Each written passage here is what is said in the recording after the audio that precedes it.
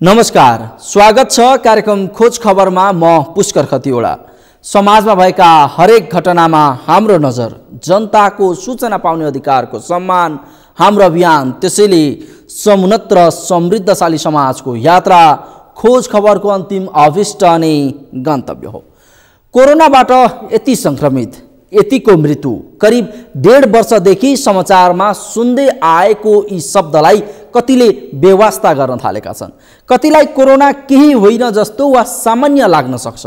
तर कोरोनाको सबैभन्दा बढी त्रास यो बेला अस्पतालमा संक्रमितको उपचारमा खटिरहेका स्वास्थ्य कर्मीहरूलाई हुने गरेको छ। अझ 40 संक्रमित भएको आइसोलेसनको उपचारमा खटिने एक्ला स्वास्थ्य कर्मीलाई यो डर कस्तो हुँदो होला।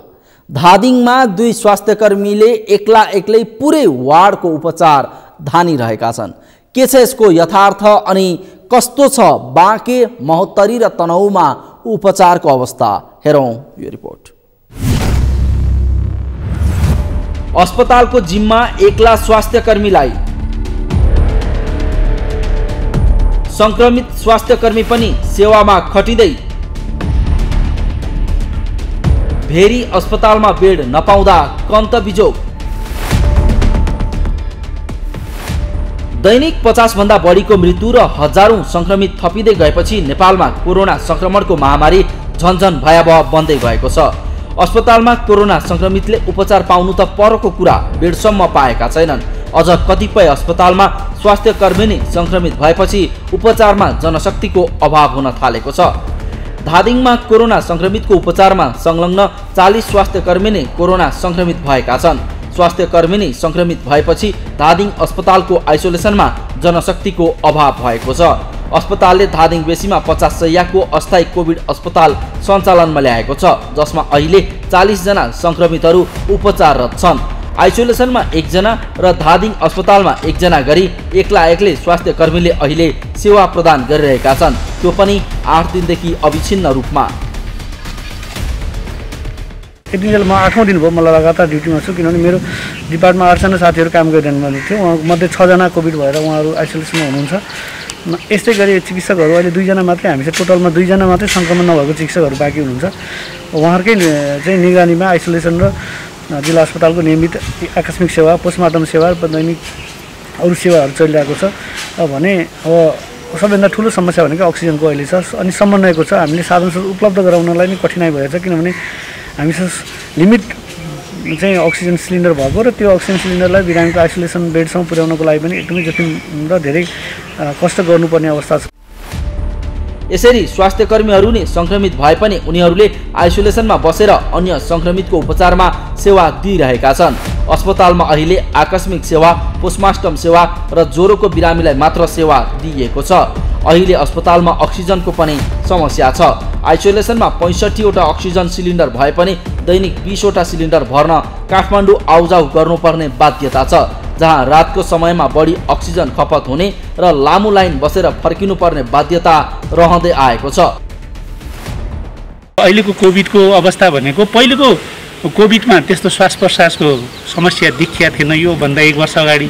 अहिलेको चाहिँ लगभग कोभिडको पोजिटिभ भएको बिरामीहरूमा अहिले चाहिँ बढी नै श्वास प्रश्वासको चाहिँ नै समस्या आछ। खोकीहरू बढी हुने, टाउको दुख्ने, ज्वरो आउने र बढी नै अक्सिजनकै समस्या, श्वास प्रश्वासकै समस्या बढी आएको चाहिँ हामीले यहाँ बिरामीहरूबाट भेटाएको छ। र लगभग अहिले चाहिँ यही आइसोलेसनमा पनि 3-4 जना चाहिँ साह्रै नै जोखिम सिरियस हुनुहुन्छ। उहाँहरूको लागि चाहिँ हामीले सकेसम्म उहाँहरूलाई चाहिँ नसक्ने होइन, हामीले सकेसम्म उहाँहरूको जीवन रक्षाको लागि चाहिँ नै यहाँ हाम्रो स्वास्थ्य कर्मी लगायत अरू सङ्घ संस्थाबाट पनि सहयोग भइरहेको छ। यता पश्चिम क्षेत्रको सबैभन्दा ठूलो सरकारी अस्पताल बाँकेको भेरी अस्पतालमा पनि कोरोना संक्रमितको उपचारका लागि स्वास्थ्य कर्मीकै अभाव छ। भेरी अस्पतालको कोरोना बेड संक्रमितले भरिएपछि अहिले स्थिति नियन्त्रणभन्दा बाहिर छ। कोभिडका लागि छुट्याइएको 142 बेड भरिएको छ, तर पनि थप संक्रमित अस्पताल हुन आउने क्रम जारी छ।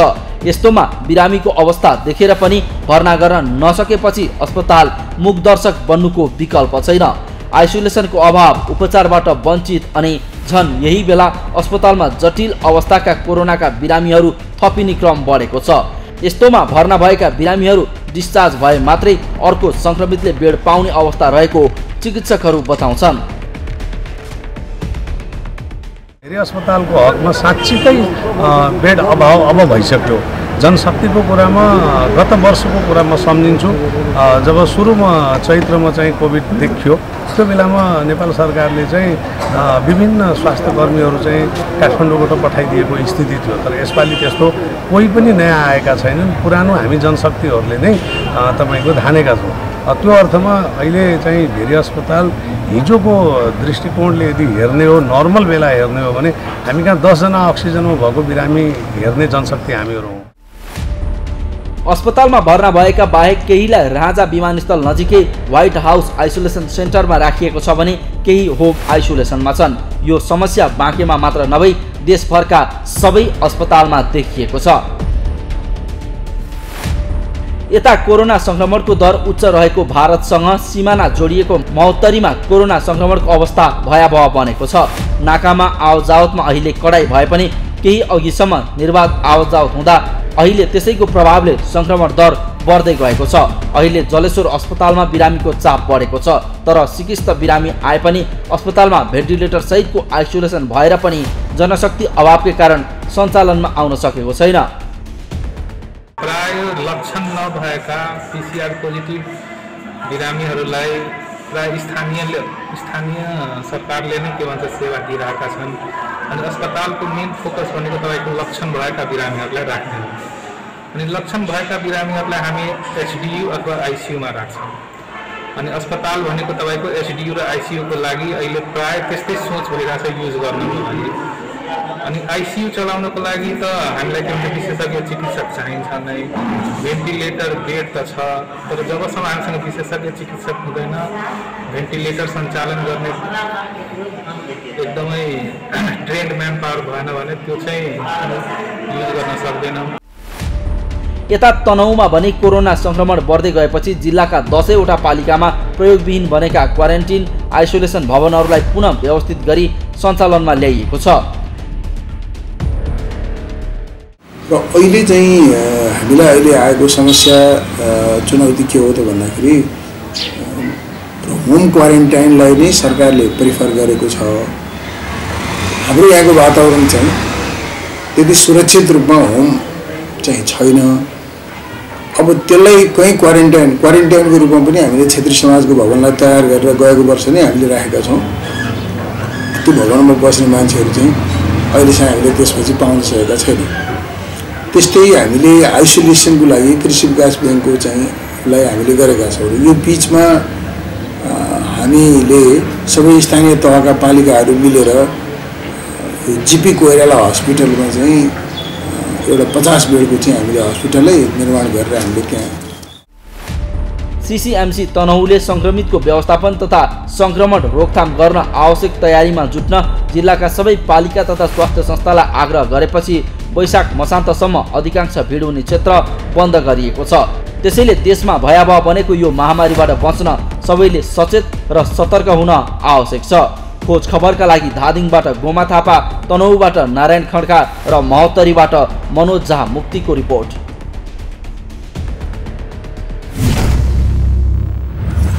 हो आफ्नो ज्यानको परवाह नगरी आइसोलेसनमै बसेर धादिङका संक्रमित स्वास्थ्यकर्मीले कोभिडका अन्य बिरामीलाई सेवा दिइरहेका छन्। अझ 8 दिनदेखि लगातार 2 स्वास्थ्यकर्मीले एक्लै सेवा प्रदान गरिरहेका छन्। यता बाँकेको भेरी अस्पतालमा कोरोना बेड भरिएपछि स्थिति नियन्त्रणभन्दा बाहिर पुगेको छ। महोत्तरीको जलेश्वर अस्पतालमा भेन्टिलेटर सहितको आइसोलेसन भएर पनि जनशक्ति अभावकै कारण यो सञ्चालन हुन सकेको छैन। त्यसैले कोरोना महामारीको यो भयावह अवस्थामा बाहिर निस्किएर संक्रमणको जोखिम मोल्नुभन्दा घरभित्रै स्वास्थ्य मापदण्डको पालना गर्दै सबैले सुरक्षित हुन आवश्यक छ। कार्यक्रममा एकैछिन ब्रेकपछि बुटवल नारायणगढ सडक खण्डको अवस्थाबारे प्रसङ्ग लिएर उपस्थित हुनेछौँ। हेर्दै गर्नुहोला।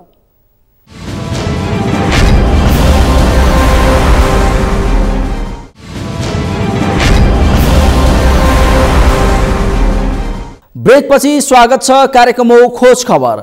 विकास पूर्वाधारको पहिलो मापन नै हो सडक। सडकको अवस्थाले कुनै पनि क्षेत्रको विकास कतिसम्म छ भनेर अनुमान गर्न सकिन्छ। तर नेपालको हकमा भने सडकलाई प्राथमिकतामा राखिँदैन। राखे पनि यसमा गुणस्तरीय र समयमा काम हुन गाह्रै पर्छ, जसको उदाहरण बनेको छ पूर्व पश्चिम राजमार्ग अन्तर्गतको बुटवल नारायणगढ सडक खण्ड। यो सडक विस्तार गर्ने भनेर 2.5 वर्ष अघि काम थालिएको थियो, तर काम सकिने त परै जाओस्, अहिले सडकमा घाम लाग्दा धुलो र पानी पर्दा हिलोको समस्या हुने गरेको छ। आखिर कसले लिएको छ सडक विस्तारको जिम्मा अनि किन हुन सकेन समयमा सडक विस्तार? के छ यसको वास्तविकता? हेरौँ यो रिपोर्ट। बुटवल नारायणगढ सडक खण्डको दुर्दशा। सडकमा घाम लाग्दा धुलो, पानी पर्दा हिलो। सडकका खाल्डाले बढायो दुर्घटनाको जोखिम।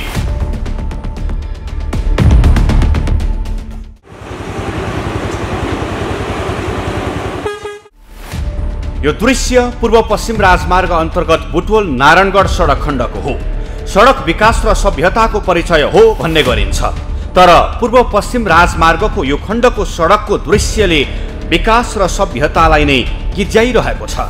देशको मुख्य सडक पूर्व पश्चिम राजमार्गको अवस्था यस्तो छ भने अनुमान गरौँ अन्य ग्रामीण सडकहरूको अवस्था कस्तो होला? जब मुख्य राजमार्ग नै यस्तो अवस्थामा छ भने सहायक राजमार्गहरूको झन् के हाल होला? यो सहजै अनुमान गर्न सकिन्छ। दैनिक हजारौंको संख्यामा सवारी साधन चल्ने यस सडक खण्डमा घाम लाग्दा धुलो र पानी पर्दा हिलोको समस्या हुने गरेको छ। यो समस्या हुने मात्र भएको भए त ठिकै हुन्थ्यो होला, तर यही सडक भएर जाने यात्रुलाई भने यसले चरम शास्ति दिने गरेको छ। सडकको यो दुर्दशाबाट यात्रुहरू मात्र होइन, सवारी चालकहरूलाई पनि समेत उस्तै समस्या छ। अझ मोटरसाइकलको यात्रा त झन् जोखिमपूर्ण छ। बेहाल सडकका कारण सवारी साधनमा समेत समस्या हुने उनीहरूको भनाइ छ। त्यसैले उनीहरू समयमै सडक मर्मतको काम सक्न माग गर्दै आएका छन्। केही मोटरसाइकल चालक भने यस सडकले दुर्घटना निम्त्याउने भएकाले चाँडै यसमा सरकारवाला निकायलाई चासो दिन सुझाउँछन्। अब होइन यो अब बाटो हेर्नु भने एकदम दुर्घटनाको चाहिँ एकदम जोखिम बाटो हो है। तपाईँ बाटोहरू पनि त्यस्तै उयो छ। जो सम्बन्धित निकायले चाहिँ यसलाई छिटोभन्दा छिटो गरेदेखि दुर्घटना चाहिँ निम्त्याइँदैन थियो भन्ने चाहिँ लाग्छ मलाई। सडकमा धुलोको समस्या यतिसम्म छ कि यसले यात्रुको स्वास्थ्यमा पनि असर पार्ने गरेको छ। अझ अहिले यस क्षेत्रमा सडक विस्तारको काम भइरहेको छ, जसले झन धुलो बढाएको छ। तर 2075 पुष्पानी ठेका सम्झौता भएको सडक विस्तारको काम अझैसम्म सुस्त गतिमा छ।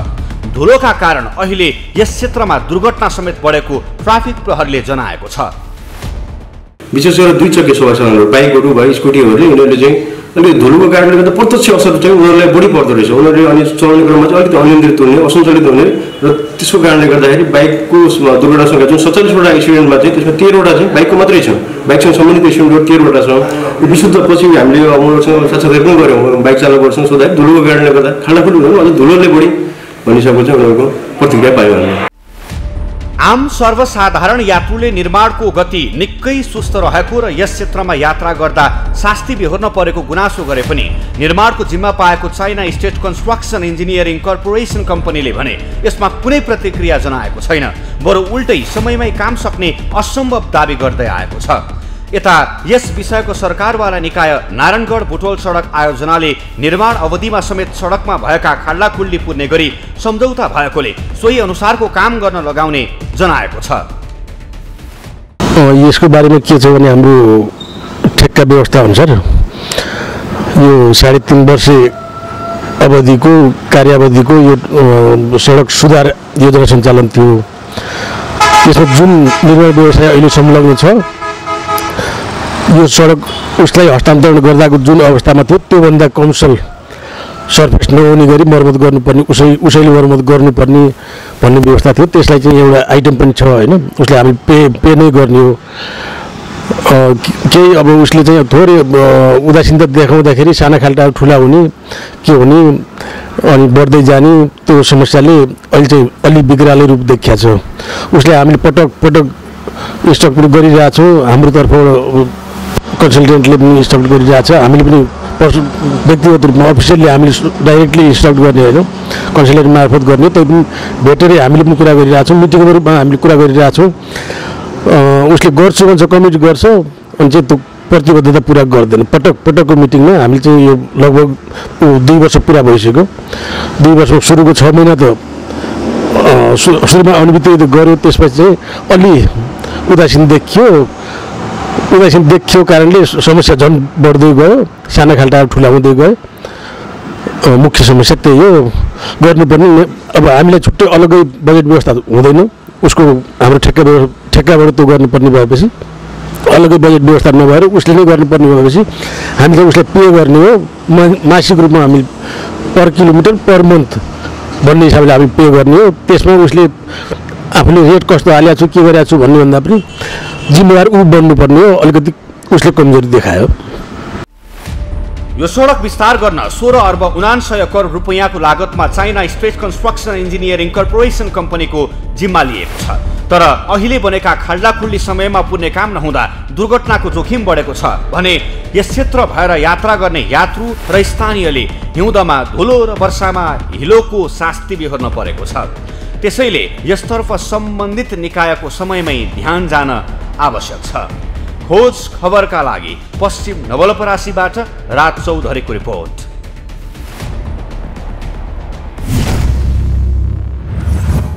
हो, पूर्व पश्चिम राजमार्ग अन्तर्गतको बुटवल नारायणगढ सडक खण्डमा घाम लाग्दा धुलो र पानी पर्दा हिलोको समस्याले यात्रुहरू आजित भएका छन्।